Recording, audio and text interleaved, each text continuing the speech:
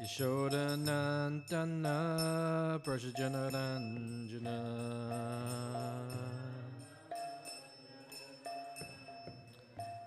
Yashodanandana Prasajanaranjana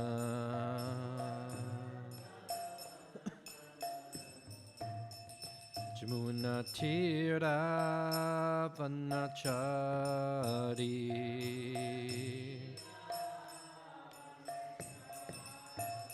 Jamuna Tira Vanachari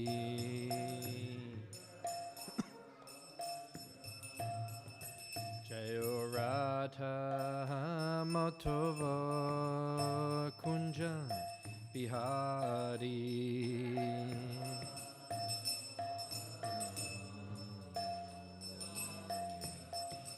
Jayo Radha Matava Kunja Bihari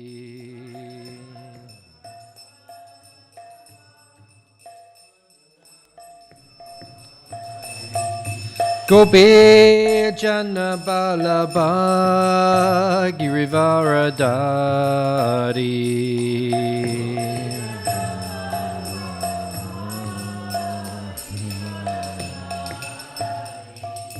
Gopi Jana Balaba Girivaradari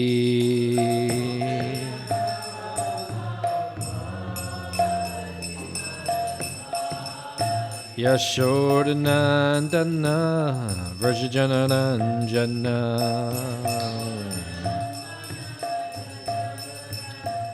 Yashodanandana Vrajajanaranjana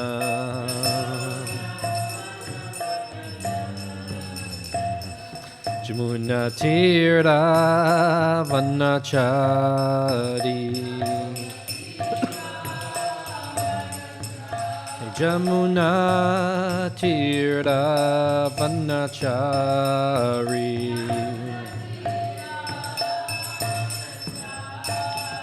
Jayo Radha Matova Kunja Bihari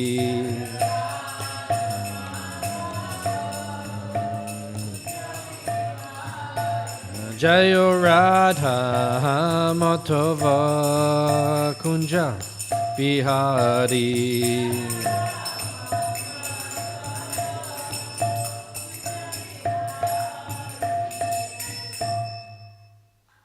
Jayom Vishnupad Paramahams Paragraj Ikachara Sattavasata Shishimad His Divine Grace A.C. Bhaktivedanta Swami Srila Prabhupada Ki Ananta Koti Vaishnava Vrinda Ki Grantaraj Srimad Bhagavatam Ki Go Premanande All glory is the assembled devotees, all glory is the assembled devotees, all glory is the assembled devotees.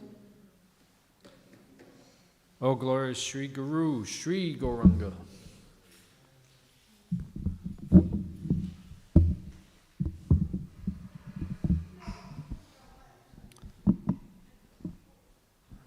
Actually, can't sit on that.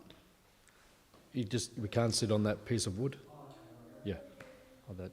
Yeah, that'll have to go back over there. So, yeah, just sit on the mats. Okay. Thank you. Narayanam namaskritya naram cheva narottamam devim saraswatim vyasam tato jayam udirayat. Om namo bhagavate vasudevaya. Om namo bhagavate vasudevaya. Om namo bhagavate vasudevaya. Reading from Srimad Bhagavatam, Canto 4, Chapter 22, chapter entitled Prithu Maharaja's Meeting with the Kumaras, text number 58. Varshiti sma yata kamam Pajanya eva tapayan Samudra eva duboda Satvena chalaradiva Vashiti smayata kamam Pajanya eva tarpayan Samudra eva durboda Satvena chalaradiva Vashiti smayata kamam Parjanya eva tarpayan Samudra eva durboda Satvena chalaradiva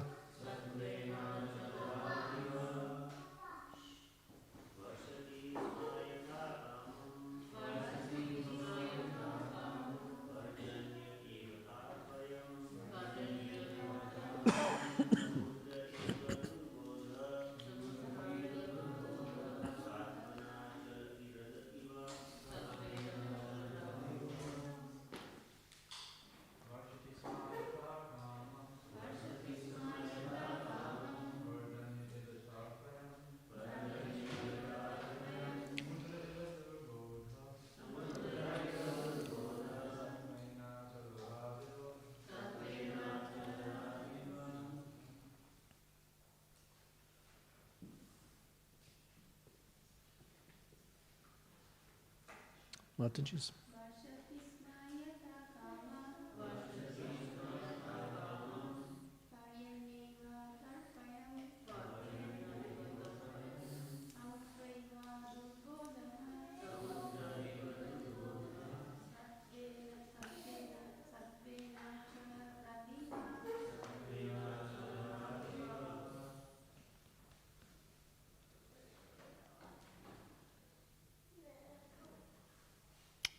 Vashiti, pouring. Sma, used to. Yata kamam, as much as one can desire. Parjanya, water. Eva, like. Tapayan, pleasing. Samudra, the sea. Eva, likened. Durboda, not understandable. Satvena, by existential position.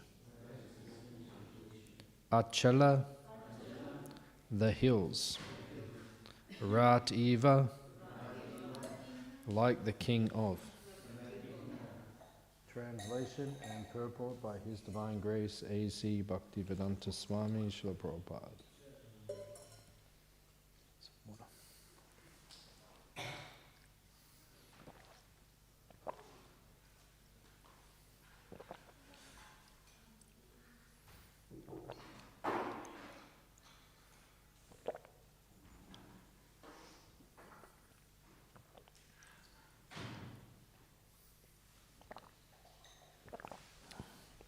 Just as rainfall satisfies everyone's desire, Maharaj Prithu used to satisfy everyone. He was like the sea in that no one could understand his debts. And he was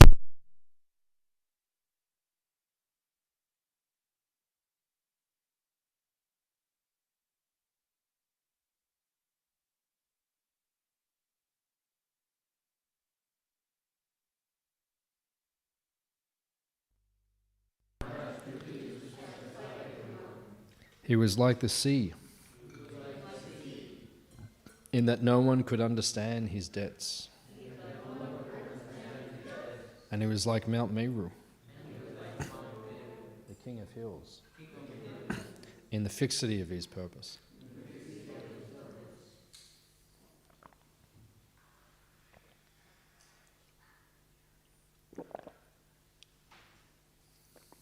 Maharaj Prithu used to distribute his mercy to suffering humanity, and it was like rainfall after excessive heat. The ocean No one could. Shalakaya chakshuran militam yena tasmai Shri Gurave namaha. Shri Chaitanya manobishtam stapitam yena bhutale swayam rupa kadamayam dadati swapadantikam. Vancha kalpa tarubhyascha kripa sindubhya eva cha patitanam pavanebhyo vaishnavebhyo namo namaha. Jai Shri Krishna Chaitanya Prabhu Nityananda Shri Advaita Gadadha Shivasadi Gaura Bhakta Vrinda. Hare Krishna Krishna Krishna Hare Hare, Hare Rama Ram Rama Hare Hare.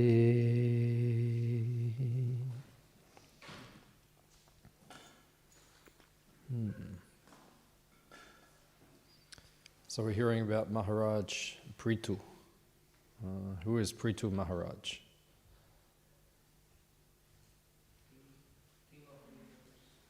Yeah, king of the universe, technically, yeah. He's king of the earth at this point in time. Right, so extremely powerful. So in the Bhagavatam, we hear about extremely powerful persons. And all these examples are given in the Bhagavatam and in the Mahabharata and the Ramayana. All these things are given so that we can understand the standard that we should aspire for. It's not the standard we can become, but it is what we should aspire to become. Just like it is said, don't try to be a great devotee, just be a good devotee. Because you probably can't become a great devotee anyway. But you should be a good devotee. So we should aim to be great devotees. We should always aim. Like Prabhupada says, you shoot for the white rhino. We don't shoot for rhinos anyway, because that's not our philosophy. It's not our way of living. We don't shoot for the rhino, but it is there. The example is that you go for the higher thing, and then maybe you'll get an acceptable standard. If you aim for an A in your exam, then okay, at least you'll get a B or a C or something like that. So you'll pass. So you aim high and then see what you get. So there are many examples of that. And we should aim to be like that. But we know we can't actually be like that. Just like Prithu Maharaj, he's perfect king. He's a perfect leader. So we should learn from the principles. We can't be as perfect or as powerful, but we should try to aspire to be like that. And then, so many examples are given. Just like if you want to learn how to be a wife, then who is someone that you can look at in the Shastra? Sita Devi, yeah, nice example. Sita Devi, what did she do? What shows how great she is as a wife? What are the examples?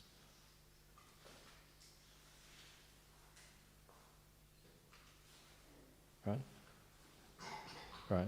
That shows us the level of humanity, or the level of devotion. It's what we need to aspire for, right? The level of selflessness. Because ultimately the Bhagavatam is about selflessness. Ahoy tuki apratihata. This is a definition of bhakti. Savai pumsam paro damo yato bhaktiya adhoksaje. Ahoy tuki apratihata yayatma suprasiditi. Ahoy tuki, unmotivated. The whole Bhagavatam is teaching us this point. You have to become selfless, unmotivated.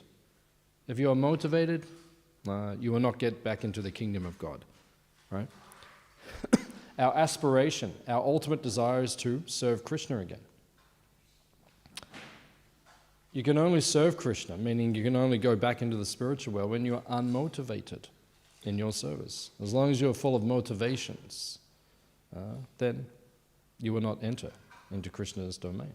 Apratihata means you have to be ceaseless in your service. Not, I'll serve Krishna, but I won't tomorrow. I'll do something else, and then it doesn't work like that.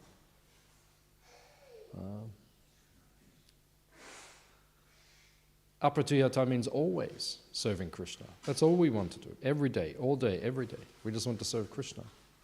Right? When you have that kind of bhakti, then you can enter into Krishna's abode. So all of these examples teach us selflessness. Sita was so selfless, right, that her husband was sent to the forest. Right? She was a princess. It's hard to fathom, like the amount of opulence that these personalities had. It's wealth beyond our imagination. It's the example. It's like the equivalent of someone like Bill Gates or someone who's extremely wealthy. I mean, this kind of wealth. That's what we're talking about, like practically unlimited wealth. And then Bill Gates has to go and live in the forest, and his wife says, "No problem, I'll go as well." Right? That is the example. That's how we should live. So these examples are given to us to show us what we should become. Just like in Mawulamba, New Govardhan. You've heard of Mawulamba? We have another farm, which is 2,000 kilometers north of here. One devotee there. Devotee was sick, right? And had to have a kidney transplant. Because devotee was very sick, had to have a kidney transplant. So they needed to have a kidney to put in. And there wasn't any kidney available. So you know who gave the kidney? His wife. His wife gave her kidney.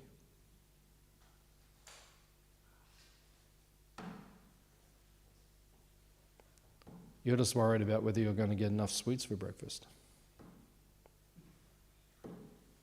This is love. Even in this day and age, we're seeing that. This is selflessness. If you don't have this selflessness, you won't go back to Krishna. You have to have that kind of selflessness. That's how it operates. That's what the whole Hare Krishna movement is for. It's a training ground to show us how to be completely selfless in the service of Krishna. Right? And we need to associate with devotees who have that kind of attitude. Some people come to this temple just to take.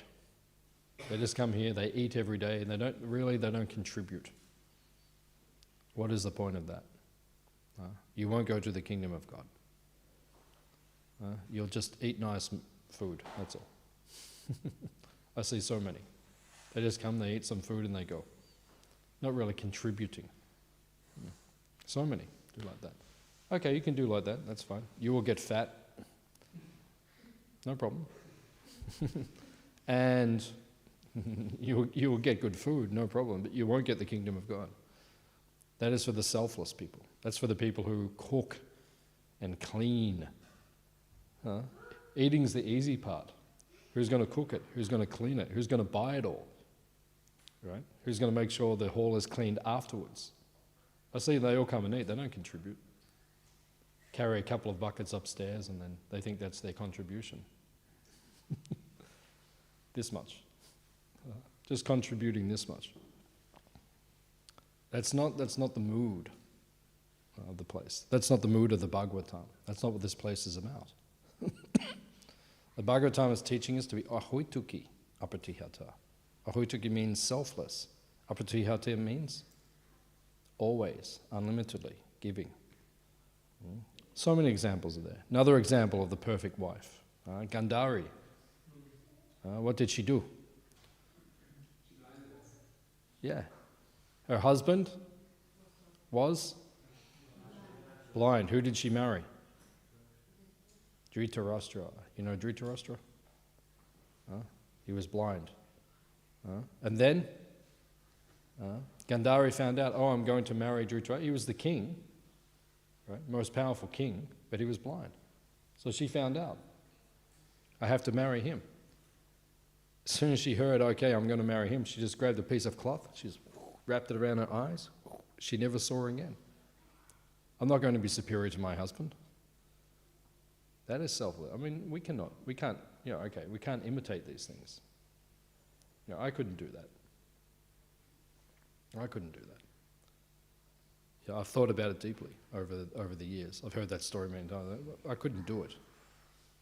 I don't have that depth of character to do that. That's extremely surrendered, extremely selfless. But at least we should aspire to be something like that. That's why it says, don't become a great devotee, just become a good devotee. That's enough. Right? And then praise the great devotees. Give Bhagavatam class and speak about the great devotees. And pray for their mercy. That is the system.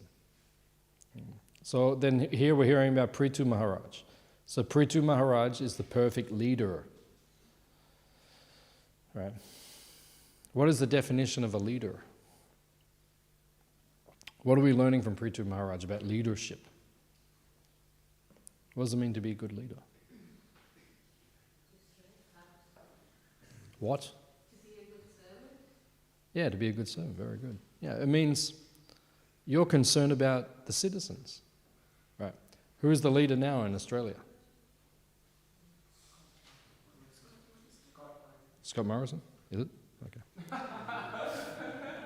Yeah, that's good. Yeah, we should know these things.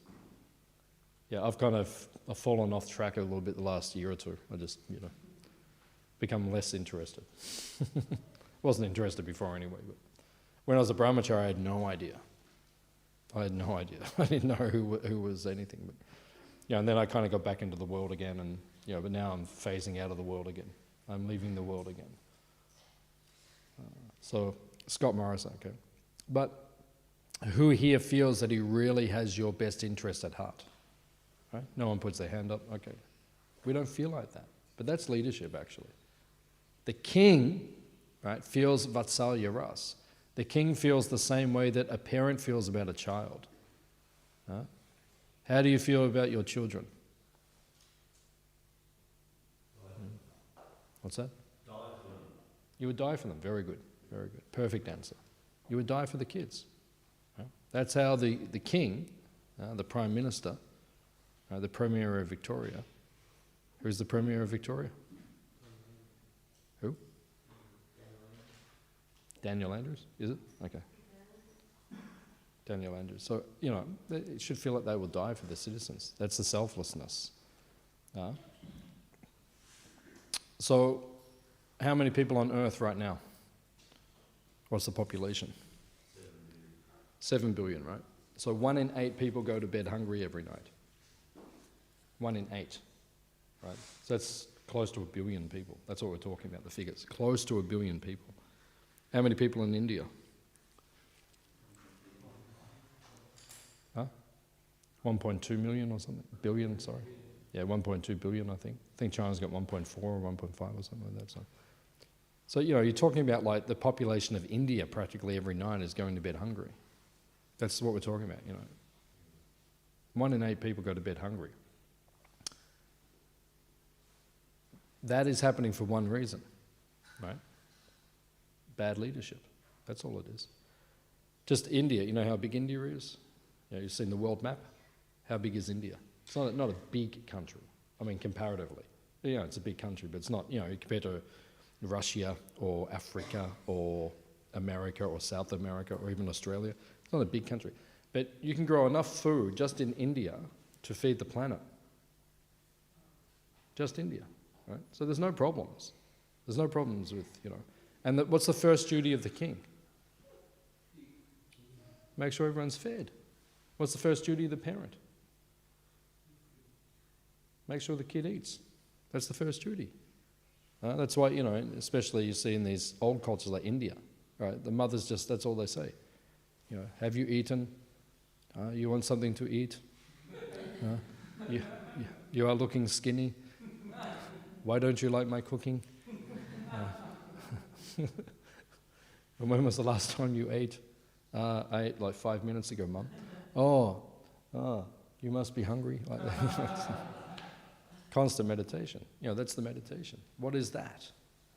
Because that is the mentality. So what is the first duty of the king? First duty of the king, right? Make sure everyone is fed. Right?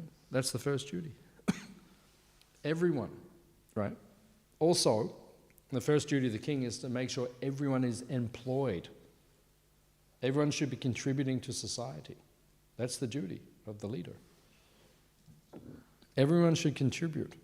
You know, the only people who have welfare, sick people, you know, someone's actually sick, that, you know, we'll look after them, no problem. And if someone is old, you know, like to the point where they can't contribute so much anymore, no problem. Everyone, and the kids, right? But everyone else, you have to contribute, you have to do something. That's the duty of the leader. Leadership these days, I mean, what's the unemployment rate in Australia? Is it 5%? About 5? Yeah, so it's about 5%. Right, that's also mismanagement. Right? Because what are the jobs we're offering society these days? You know, these very meaningful jobs where you sit in front of a keyboard all day and you go like this. That's a meaningful use of human existence. You imagine you go back 1,000 years from now, go back 1,000 years, and you show people 1,000 years ago, this is what people will be doing in 1,000 years.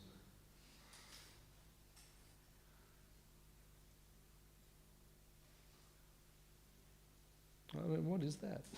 That's not even, that's nothing. That's not the way, we weren't designed to go like this. That's not even life. Right, and that's, you know, the jobs. And in the next, we're going to see actually, we're right on the cusp right now of society beginning to fall apart. Right on the cusp. Like, this is it. Like, you know, everything's pretty good now. You know, especially right now in Australia, right now, like, it's pretty good. I mean, you're in the best place in the world. You're in the most livable city in the world. Like, you know, I mean, the life is like just floating virtually at this point in time. But it all starts to unravel slowly from this point. Right? In the next even 5 to 10 years, there's going to be so much automation on the planet, there's going to be mass unemployment. And the governments don't have any plan for this.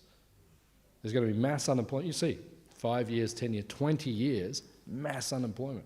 Everything will be automated. Right? Machines are going to be doing so much. We haven't even seen it yet. You think it's automated now? It's nothing. The advancements in technology, right? They will blow everyone's mind in the next 20 years. You will not believe what will happen, right? Everything will become, you know, on our phones, we text at the moment, right? Within 10, 20 years, everything will just be voice. What do you call that? Sound automated or? Voice recognition, yeah. So everything. You know, you're just going to be in your car, you're just going to say, well, the car's just going to go, you know, start doing stuff. Everything's going to be like, you walk in your house, it's going to be like that. It's all going to happen. That's how fast everything is moving at the moment. So there's going to be mass unemployment. Right? This is the government's defect. No plan for humanity. Right? How old is America? About 250 years. About 250 years, America. When America was discovered, right, if you go back 200 years, 97% of the population in America were farmers. Farmers. Because what's the most important part of your day? Eating. Right, what are you thinking about right now? You're thinking about breakfast. Huh? We're all thinking, that's what we're all thinking about, right? I'm just thinking, I can't wait till this class ends so I can go out and have something to eat. Right? That's the most important part of our day, right? You don't eat for a day, you'll be thinking about food. You'll be thinking about prasadam, right? Even when you're eating every day, you're thinking about prasadam, right? So this is like the focus. So 97%, right? You know how many people are farmers now in America? Less than 1% of the population. And what does everyone else do? Useless things. Right? So this is the defect. So this leadership. Leadership means you have to give people meaningful occupation. Meaningful occupation. Psychologically, and that's why you see in the world now, like I had a friend, she was a, what do you call it? Like personal trainer, like fitness person in Adelaide. So she was employed by Santos. Have you heard of Santos? Santos, yeah. Big company. It's a big company, like big all over the world. It's from South Africa, isn't it? Tallest building in Adelaide, yes. The tallest building in Adelaide is Santos. Santos aqui, J. So there's a big building in Adelaide. It's big company, right? So her job, she had to go in lunchtime, and during set, and she told me this, there was like 800 people in the company, 400 people signed up, half the company signed up for her training and everything. 50%, that means 200, were on antidepressants. 50% of the people, so that means a quarter of the people in the company, antidepressants. Are you on any medication, antidepressant? Why is this? Because the work is not meaningful. It's not meaningful. It doesn't satisfy you. Okay, I heard some really interesting figures the other day. The modern educational system, right? We have universities, right? 70% of the workforce are not working in the vocation that they went to university to get their degree in. So this is very successful. Go and get a big debt, go to university, study all this stuff, come out, and 70% of you are not even going to work in that field. So this is brilliant. Our society is just brilliant, right? And 50% of the workforce, they took surveys, 50% of the workforce are not satisfied in their job, not happy. Yeah, probably more. Yeah, it's probably like a conservative. Yes, so probably not 90, but 50% of people are not satisfied. Right? So this is not, and that's why people have got mental disease. If you're not doing something which is actually meaningful, right? So what is meaningful? Meaningful is service to God, service to Krishna. That's meaningful. That's why the Bhagavatam says, thousands of years ago, Savai Pumsam, Parodamo, Yato Bhakti Adhoksaje. Paradharma. Dharma means like occupation. Paradharma means like the high occupation. Pumsa means the people. Right? Bhakti Adhoksaje. Adhoksaje means that person you cannot see.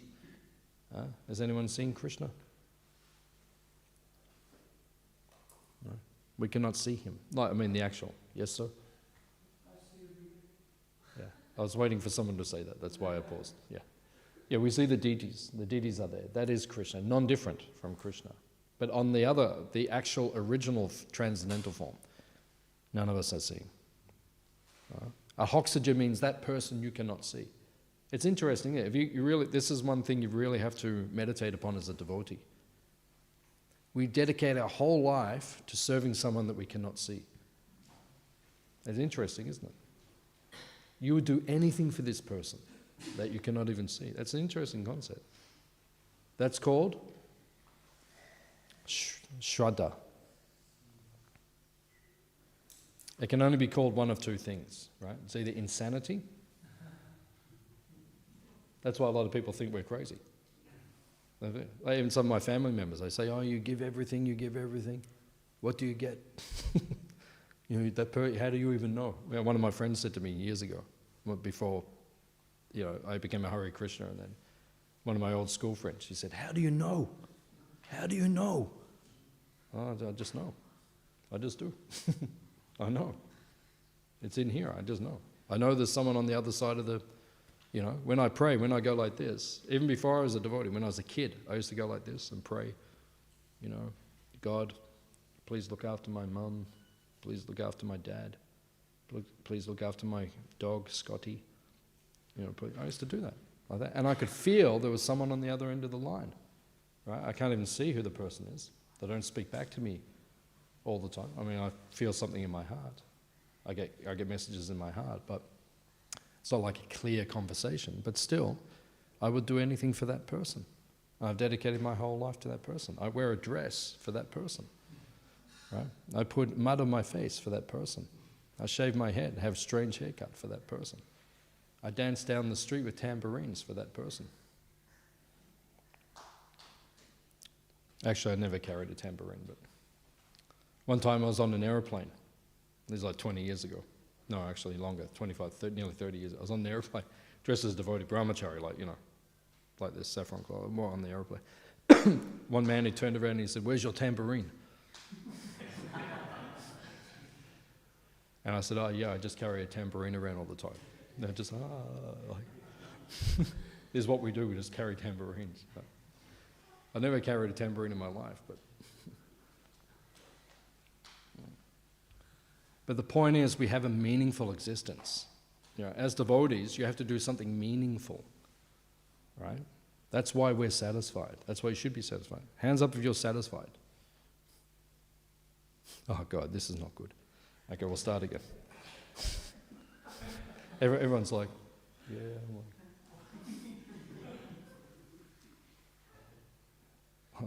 Hands up if you're satisfied. Hands up if you're happy. Hands up if you're blissful. That's good. Got a few. That's good. We should feel blissful all the time. All the time. Because why? We're serving Krishna, right? So what's better? Have we got the best life? Look at all the other kids right now, right, in Albert Park. They're going to school, right? No, seriously. You look at all the other kids, what time is it? Yeah, they're all going to school. They put on their silly uniforms and right, they're all going to school, right, they're grumpy and they're tired. And the crossing lady's having a silly conversation with them, and it's like, all this stuff. And you kids, you guys just like goofing off. I don't even know what you're doing here. Oh, you're making notes for the class? Oh, very good. I mean, such intelligent kids making notes for the class, and then afterwards they clean the temple nicely. And is your life fun? It's good life, huh? Same as me. It's fun. That's why I do it. So this is what it is. Devotional say it's meaningful. Right? The leader should be making sure everyone is having a meaningful existence. Scott Morrison, right? He should be on Good Morning Australia right now, saying to everyone, "Hey, everyone, Hare Krishna." Hey, all you Aussies, serve Krishna, worship Krishna, chant the holy name of Krishna. Everyone, all right, pick up his beats. Hare Krishna, Hare Krishna. I am doing it. Everyone should do it. Hare Krishna, Hare Krishna. I'm in Parliament House in Canberra. We're chanting our japa. And then we're going to have big prasad breakfast. And then we're going to a little bit of rest. And then we're going to go and do some book distribution for all the people who are coming. Scott Morrison's down there, going to Parliament House. I went there 10 years ago. I was up in Canberra, so I went to Parliament House. A lot of people going in every day, tours. A lot of people going in. Yeah, imagine Scott on the front gate, Have you read the Bhagavad Gita?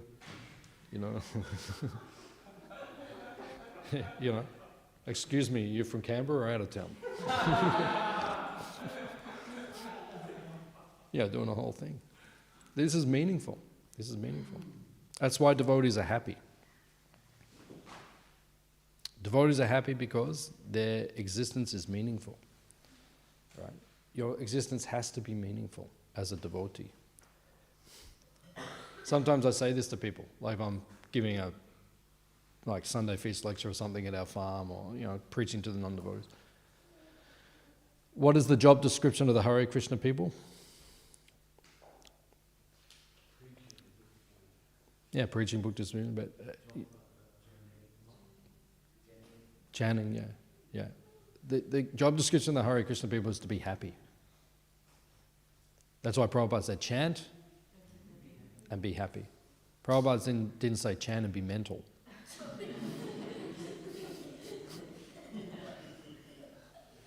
Sometimes devotees get really mental, It's like, oh. And what?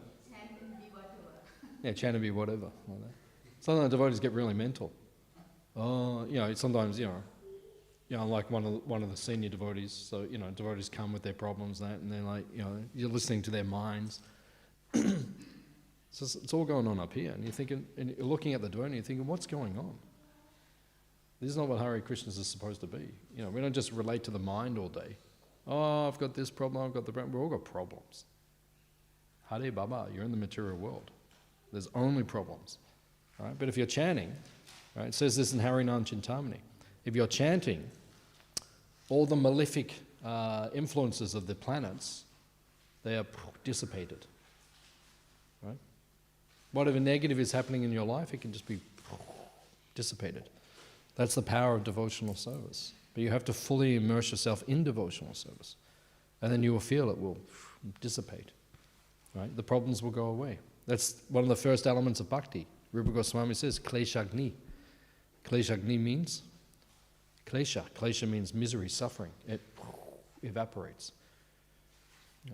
So the Hare Krishnas should be happy. Because if we are not happy, how can we help the rest of the world? Right? If we are happy, right, then we can help the other people. You have to be blissful. Anandam buddhi vardhanam. What does that mean? Yeah, it means ever expanding, ever increasing ocean of bliss. That's devotional service. Right? What's for breakfast today? Khichdi. What was for breakfast 27 years ago? Khichdi. What was for breakfast in 1979? Khichdi. Okay, 2052, what's for breakfast? Khichdi. Yeah, khichdi. That's right. So get used to it.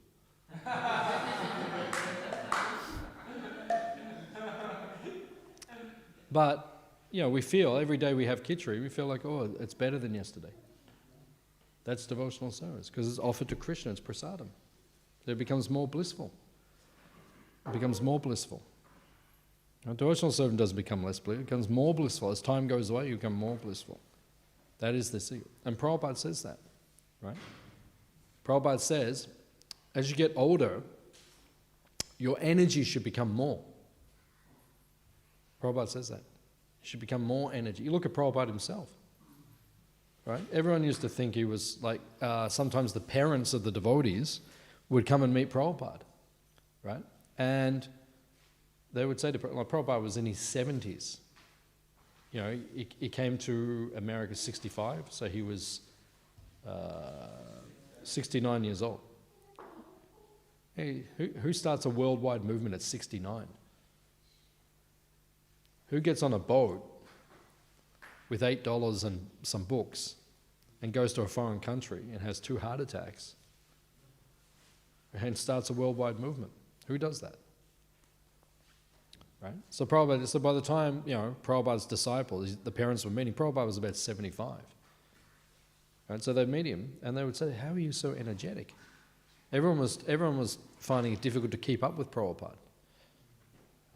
Why? Because it was coming from the soul. It's coming from, he's full of bliss. When you're full of bliss. And that's how Prabhupada spread the movement. Prabhupada was blissful. Hands up if you like being with blissful people. Yeah. Because Prabhupada was blissful. What's the one reason why we all stay in this temple? What's the one reason why we all stay in the Hare Krishna movement? Ultimately, it's Prabhupada. If you meditate very deeply on it, I've meditated on it many times. Ultimately, it's Prabhupada. Because we can't leave Prabhupada. Because he is the inspiration. He was completely selfless. He was completely blissful. I just want to serve him. I don't trust anyone else. I mean, I do. I trust many people, but it's only based on the relationship with Prabhupada, because I trust him 100%. If Prabhupada says everything's going to be okay, then I think everything's going to be okay. Is your life ever difficult sometimes? Hands up if sometimes your life is difficult. Okay, a few people. Okay. So sometimes your life is difficult. Sometimes my life is difficult, very difficult. We all have difficult times. That's okay. That is the material world. You want not difficult? You go to spiritual world. But you chose to come here, you accept it. It's difficult here, right? So sometimes my life is very difficult. But I wake up in the morning. Before I get up, I spend a couple of minutes. I just meditate. And I think, okay, because when you wake up, you're like, sometimes I wake up and I think, where am I? I do. I wake up and think, where am I? Okay, I'm in Melbourne. Normally I'm at the farm. So I wake up this morning, I'm like, okay, I'm in Melbourne. What day is it? Right, and I think, okay, it's Tuesday, I'm giving class. Okay, so I begin to meditate. What's going on in my life? Okay, I've got these problems, I've got these things going on. So I meditate like this. And then sometimes you feel a bit overwhelmed. Do you ever feel a bit overwhelmed? Yeah, you know what I'm talking about here tonight? Right? Sometimes you feel a bit overwhelmed by things. But then I just meditate in the morning. I think, but Prabhupada is there. And I'm serving Prabhupada. So everything will be okay. And you know what happened so far in my life? Everything was okay. Hare Krishna. It is okay. Even when I go through my most difficult times, it's okay because I'm serving Prabhupada. What's the big problem?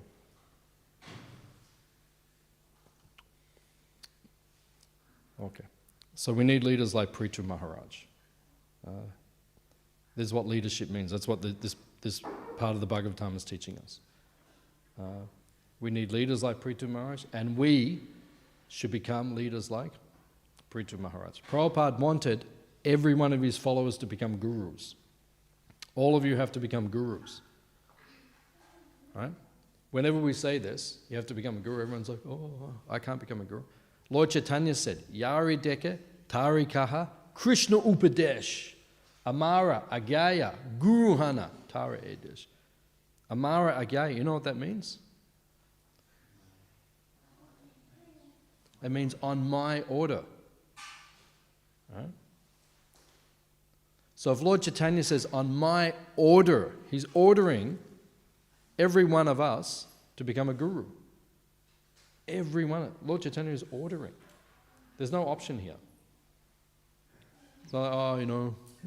If you've got a problem, you're going to speak to Lord Chaitanya. I'm serious. If you've got a problem, you're going to speak to Lord Chaitanya. What does it mean to be a guru? Does it mean you will initiate people in ISKCON? No, it doesn't necessarily. Maybe you will. But it means you have to guide and instruct and inspire others in Krishna consciousness. How can you guide and instruct and inspire others if you are not inspired yourself in Krishna consciousness? That's what it means to be a guru. You should be giving classes. You should be preaching the message of Srimad Bhagavatam and Bhagavad Gita as it is for the deliverance of the conditioned souls. Otherwise, you are Kripana. Kripana means miserly person. Prabhupada said, ISKCON is to create brahmanas. Brahmanas means they give spiritual knowledge. Kripana means you have spiritual knowledge but you don't give it. Then what are you? You have to give it. And then you will be satisfied. Because then you're fulfilling the order of Krishna. Okay? Any questions or comments? Yes, sir. In the beginning, we were discussing about Ahayuki. Yeah. And without any motivation means like, but we have to have some kind of motivation. It means material motivation. That's what it means, material motivation. Even the motivation of wanting to go to the kingdom of Krishna is also... Yeah, but Jiva Goswami says that is not, how do you say it? That is not contradictory, or it is not an obstacle to pure devotion. You're right, it's a separate desire, but it doesn't obstruct. And he gives a nice example actually. Say you're walking across the road and you don't look. I see people all the time these days on the phone, like, oh, they just walking. Even the other day I was driving down here, one Asian lady, she's walking like this I'm driving along the car, I'm thinking, this girl's going to walk in front of my car. She wasn't even looking, and then she kind of looked, at the last minute. I would have hit her, but I saw her coming, so I slowed down. And, so if you are in a near-death experience, so when you're in a near-death experience, then you may call out to Krishna. Right? The car's about to hit, you say, Krishna. So what are you praying for at that point? To protect your body. your material body. That is not pure devotional service. That's a selfish thing. But Jiva Goswami says, okay, that's what you're asking for, but that does not go against pure devotional service. You pray to Krishna, protect my body, and then what do you do with the body when Krishna saves it? You use it to serve Krishna. So it's not pure, but it doesn't go against pure devotional service. So those kind of desires are okay. So the desire to go back to Godhead, okay, maybe that's selfish, just to end our suffering, that's not pure, but it doesn't go against pure devotional service, so it's okay. Is that okay? Okay, nice question. Yes, madam. Can't one of you go to Parliament if devotion is consciousness? What is it? Can't one of you go to Parliament and devotion is the consciousness? Can't one of us go to Parliament and change the consciousness? You go to Parliament. I'm not going Australia. You work it out. That's not my problem. You go to Parliament, or go back to your country and go to Parliament there. That's it. Yeah. Anyway, anyone can go to Parliament. That's up to them. I personally wouldn't do it because it's too crazy. It's too crazy. I think we're better preaching, and this is the way Prabhupada did it. You preach on the grass level. Just preach on the ground. Change all the people on the ground. And then the government has to listen because the masses. But Prabhupada did both, right? Prabhupada met with Indira Gandhi. Prabhupada met with the Prime Minister of India. So he tried to meet the politicians and change them. And he said, we don't want to run the government, but we will advise you how to run the government. So either way. And then some devotees actually ran for Parliament. They didn't become successful. But in Delhi, where is Delhi? Delhi? It's in India? Yeah, India, like that. So in Delhi, there are some devotees who are in the government of Delhi, not the Indian government, but the Delhi government, which is very powerful. There are some devotees who are very highly placed in the government in Delhi itself. It's like, someone in the council in Melbourne being a devotee. So there are devotees like that. So it's happening around the world. Gradually people are. And at the moment we have one devotee who's running to become the president of America. Tulsi Gabbard. Yeah, Tulsi. She's running to become the president. She probably won't be the challenger. Someone has to challenge Trump in 2020 next year for the Democrats. She's running amongst the Democratic nominees to challenge him. And she's popular. She's not unpopular. I don't think she'll become the challenger, but she might. Like that. So, by 18 months from now, we could have a devotee running the free world. Oh. Okay, everybody, start chanting Hare Krishna. So we'll see. We'll see what happens. Prabhu, did you mention that we all have to become good leaders, like with the Maharaj? So Yeah. that's one of the prominent qualities of good leader. There are many, many things you can say about good leadership. Many things. Okay. One thing, if you're a leader, you have to know where you're going. All right, that's the first thing. Okay, just like I say now, okay, everyone follow me. I'm going to take you to one shop in Clarendon Street. So you all follow me, and we're all going to that shop. But if I don't know where the shop is, I'm not the leader. Sometimes you're following someone, and after a while you're like, where are we going? Then you're not the leader. There was one book that was written many years ago, and one of the principles in the book was lead, follow, or get out of the way. And you have to do this in life, right? Either you're leading, you're following, or just get out of the way. You can only be two things. You're either following or you're leading. If you know where you're going, you're the leader, right? If you don't know where you're going, sometimes I don't know.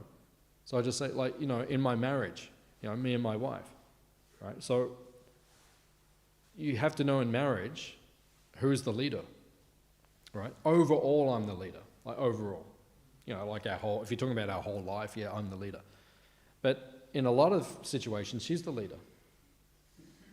Because she knows things better than me. So, I'm following.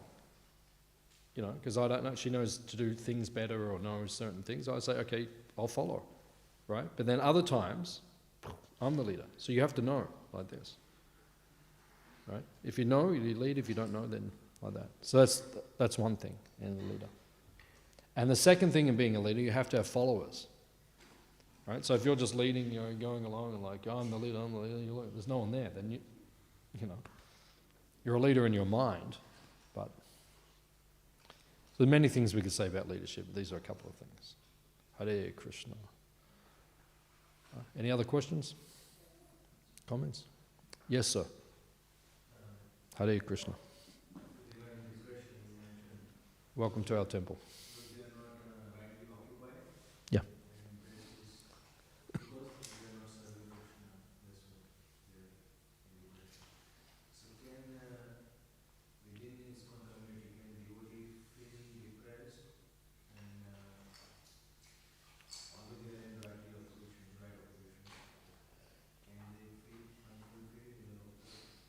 Yeah, yeah. Very good question.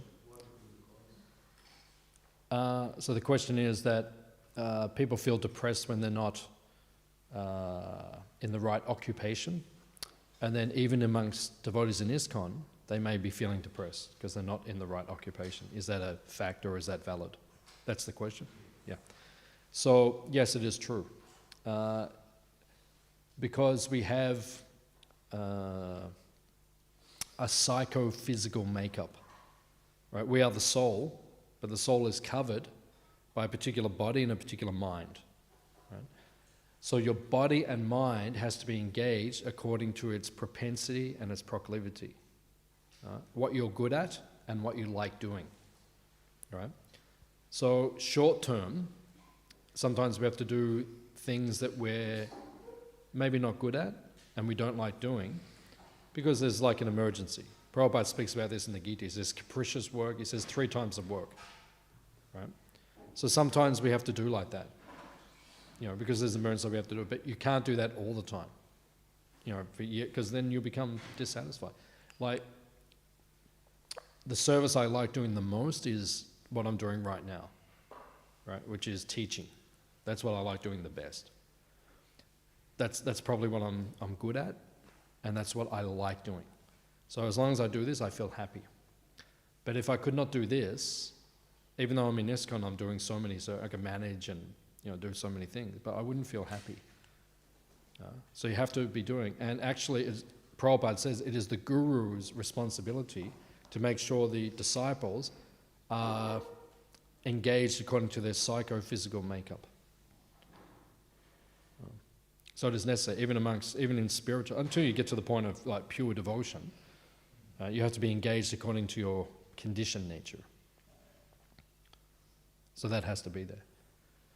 So when we're saying that people are unhappy because they're not satisfied occupationally, that's one reason why people become depressed. Another reason is socially, if they don't have good friendship. Like sometimes, you're in the ashram, you're surrounded by people, you don't feel close to anyone. You hear sometimes brahmacharis feel like that. They're in an ashram, there's 10 of you living in there, but you're not connected to anyone, so you feel a little depressed. Right, so socially you have to be connected. Obviously spiritually, you have to be connected. In terms of occupation, you have to be connected. In terms of like loving relationships, which for most people means marriage. That's why people get married, because they need that feeling. I know for myself, I need that feeling of being appreciated and loved by someone. That's why most people get married in the material world. And if you don't get married, or if you stay in the renounced order, my guru said, and he was a renouncier, he's a very strong renouncier, he said you have to have very close relationships with your godbrothers. Very close. Like really close relationships. Otherwise you'll feel that desire coming. Right? You can't be a renouncier if you don't have those kind of relationships. Like that. So there's different reasons why we feel depressed. And you have to balance everything in life. So, is that okay? Would you like to add anything? You're okay? Yeah, nice question. Very good question. Any other questions? Sorry, was the conclusion you just let to balance everything? Was the conclusion for the question, the answer, you just let to balance make sure everything's balanced. That's the answer. Make sure you've got the right service. Make sure you've got the right social situation. Make sure you've got the right relationship situation. You need all these things. That's why you have to be properly situated. That's called Vana and Ashram. Ashram means the relationships, all this stuff. Vana means the occupation. That's what Vana Ashram is. You have to be situated according to your nature. And if you're situated according to your nature, you're happy. Like if my service was just to wash the pots, like that was my service for the next, say, 10 years, I would be very unhappy. Right? The only way I could do that service is that if everyone else in the temple was teaching and doing all the things that I do now. If they were all doing that, I'd say, okay, I'll wash the pots, you guys do it, no problem. And I'd be happy. But if others aren't doing it, then I have to do this service. Because this is the most important service. What's the most important service? Teaching others about Krishna. That's the most important. Isn't it even when we are practicing Krishna consciousness, even because if your houses are devotees is here, if not even with the problem, Krishna consciousness, because our goal is to not expect anything from other person and be happy. So whether we have other relationship in place or not, with Krishna consciousness, we can be always peaceful. Because No. you service you are doing is it's devotional. No, it won't work because you see in the spiritual world, you see all the pictures? Yeah. There's lots of devotees. Yeah. So in the spiritual world, there's all devotees around. So if you just in this world, and you just serve Krishna, unless you're very, very, very advanced, you won't feel satisfied. You need devotees around you. Relationships. Relationships are good, that's the point. We're scared of relationships in this world because we've had so many negative experiences. But relationships are very good and they're vital, they're necessary. With Krishna consciousness, even when you are with people, you are always happy because you think everyone is good. You Yeah, don't see anything bad about people. Yeah. So you are always happy whether your spouse is cooperating or not. You think that he is being himself or she is being herself, and you see them they are good people. So you don't see any negativity. You are always happy. Yeah, always happy. But then you share that happiness with other devotees. Yeah, you serve together. Serving by yourself is not as pleasant as serving together. Serving together is much better. It is. Yeah. Okay, Srila Prabhupada ki. No more going to school ki.